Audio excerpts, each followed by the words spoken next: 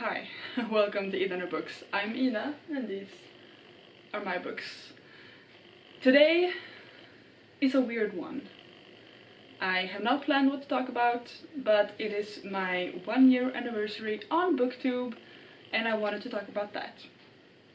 So where to start? Let's see, what actually is the first day I uploaded a video? I uploaded my first video on May 19th. So that is, when you're watching this, a week ago. That was just like an introduction. I was talking about myself, telling you a bit about myself and what I wanted to do with my channel. I started doing booktube because I had been thinking about starting a YouTube channel for a while, and I was trying to figure out what I wanted to talk about. Because I had a few options, like I could talk about books, I could talk about sewing, I could just, you know, do regular vlogs. I could talk about, like, I have a lot of interests. I could talk about a lot. I could paint. But then I decided I really like talking about books, and I had quite recently, like within the past year, discovered booktube. I thought that is something I could do because I really love to read and I want a reason to read more. And I had a friend tell me a couple of weeks earlier that if I vlogged, she would watch it because she thought I had such an interesting life. Little did she know, I don't actually do anything when yeah. Anyway, so I started my channel just as I was graduating from college, from university, and I was really excited. It was really fun. It was really nerve-wracking, but I still managed to make videos, which is more than I could do a few years ago. And yeah, it was fun. I quickly noticed that my vocabulary is not as good as I thought it was. I used to pride myself on being good at speaking English, which I still think I'm quite good, but I used to say I'm good, like I'm really good. I'm not. I find myself at loss for words all the time when filming. I don't know what to say. If I don't write down my thoughts beforehand, then I just say it's good or it's bad, and I just completely lose all other words, and it's terrible. So I tried in the beginning to write scripts, but I had such trouble reading them and talking to the camera, and it would just become weird. So I started just improvising instead, which was fine, but no, the vocabulary. And yeah, because I could think about what I wanted to say and like plan videos and talks in my head, and then when I actually sat down to film, everything would just blow away and I would remember nothing of what I had planned to say, and it is difficult. But I still do enjoy talking about books. I love reading, and I love how much I've been reading since I started this channel, because I have been reading more, especially this year. I have read 93 books this year, and that includes audiobooks, because I read a lot of audiobooks. And I have spent more time thinking about my books and my shelves and what I read and how I read. And I think it's been very interesting to reflect on that, what I actually choose to read and so on. A lot of it is YA, because that is what I'm used to reading. I read a lot of YA when I was younger as well. I don't read very much adult because and this is something people talk about a lot on Twitter, on book Twitter. There's this gap between YA and adult. So if YA ends when you're like 18, 19, and then adult picks up when you're like 30, there's this gap with 20-somethings that don't get represented in books. And I'm in that gap at the moment. And so I can read about teenagers, like 16 to 18-year-olds, but in my head they're so small, they're so tiny, they're so young and innocent, and I think that gives me a different way of reading things. Like when I read Hunger Games, it's like the main character is 16 years old, she's a baby. Even though, yeah, both the actors in the movie looks much older, but also I was younger when I started watching the movies the first time. But if I read books for adults, I feel disconnected because I am not part of that narrative. I don't have a family. I have a partner, but I don't have kids. I'm not married. I don't have a career. I'm still really new to adult life, and so I can't really connect with those types of stories. And And yeah, unless it's difficult finding stories about people in my age. I think adult fantasy is different because they are usually about 20-somethings. I have found very few fantasy stories that are about like older adults, but also am not entirely sure what is classified as young adult versus adult. I know, for example, that Saber's Champion is an adult fantasy because I have followed Jenna on YouTube, and that one is about 20-something-year-olds. So that one I could connect very well with, as well as the Daevabad trilogy is about 20-somethings. And yeah, but if I try to read like real adult literature, like crime novels and stuff, it's always about older people, and I don't connect with that. And so I've discovered that, and I can put it into words because I have read and heard other people talk about things that I too feel connected, feel it's relevant to my life. So that has been very interesting to notice. I'm redoing my shelves like every month, I feel like, because I haven't found a optimal way to keep them, and that is fun.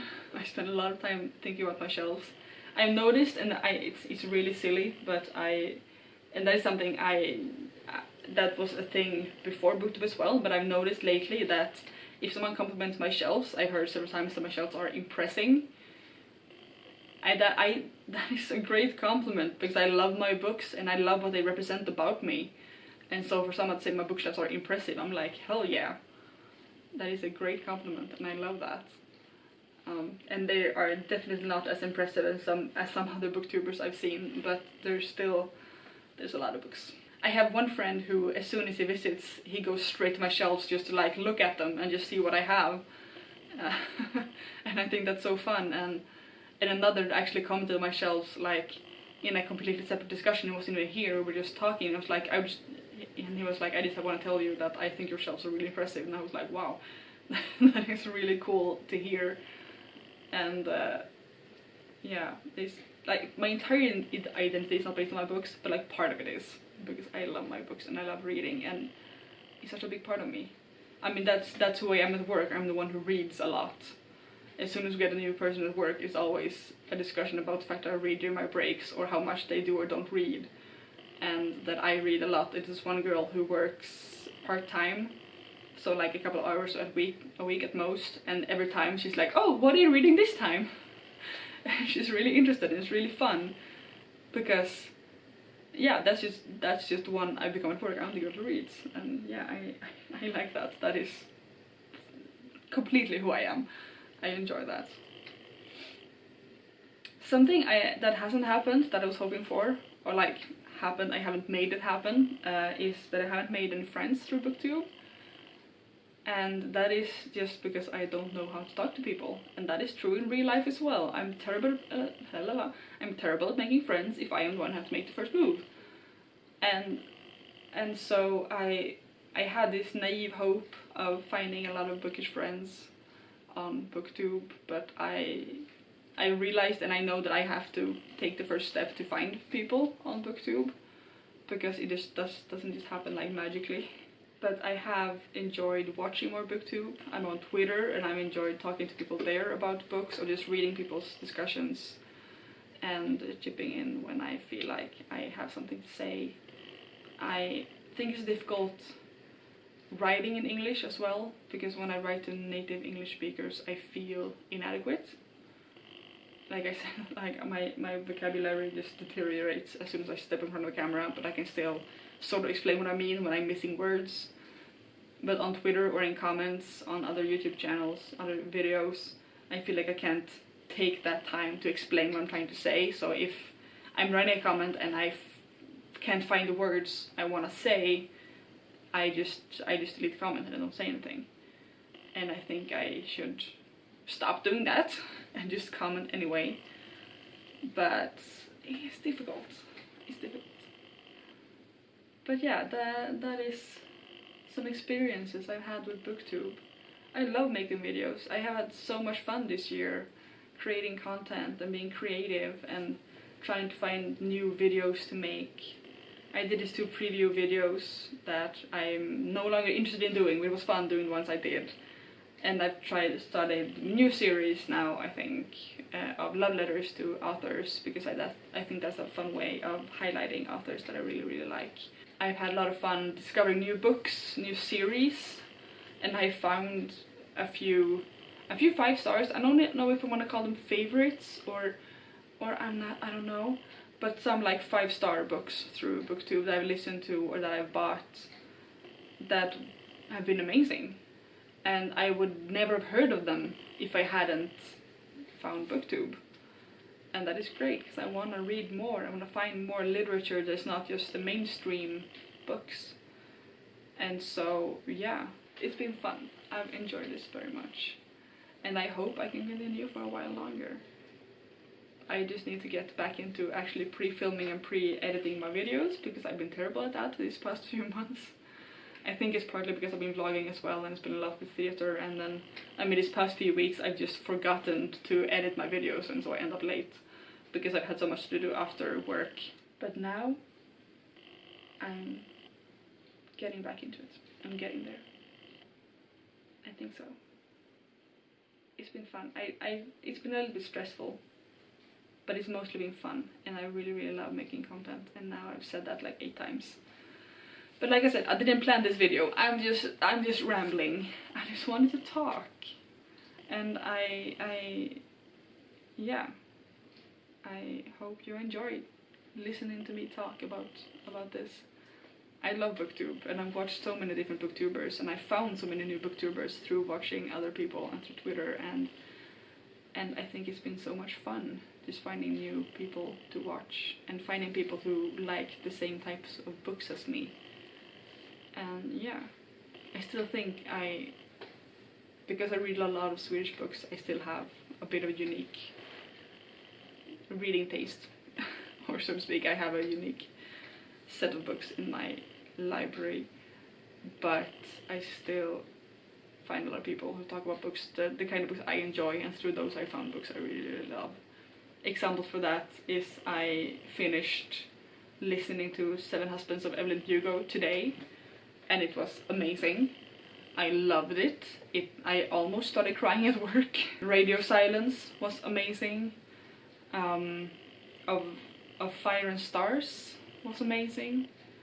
And I would never have heard of those books if it wasn't for booktube.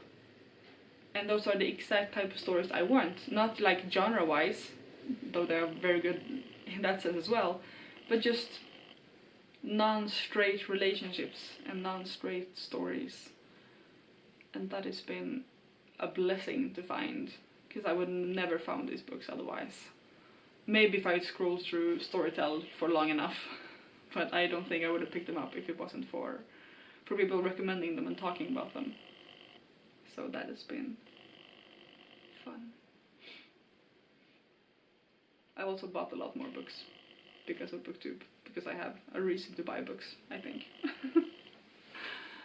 And that is both good and bad. I've also been good at actually getting rid of books when I don't want to read them. When I have read them and don't like them, or when I don't feel like reading them anymore, I'm good at getting rid of books. So I want my shelves to be just my favorite books, just the books that I want to reread, and just the books that represent what I like. And I'm getting there. So yeah, I think that is what I wanted to talk about. It's my anniversary. I wanted to have a party hat, but I couldn't find one. And I'm too lazy to make one. But yeah, I'm not really sure what to say. If you like this video, please subscribe. Maybe comment down below your experiences of booktube, if you found this interesting. If you didn't find this interesting, you could also comment. And I will see you in my next video.